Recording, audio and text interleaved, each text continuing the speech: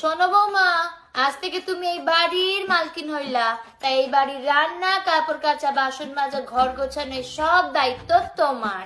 এটা কি মালকিন না মা, কাজের মাসি বলে। আচ্ছা মা, বাঁধাকপিটা কিভাবে কাটবো? সে কি গো, তোমার মা সামান্য বাঁধাকপি কাটাও শেখায়নি? তা আপনার মা যখন এতই শিখেছে তাহলে আপনিই কাটুন না মা।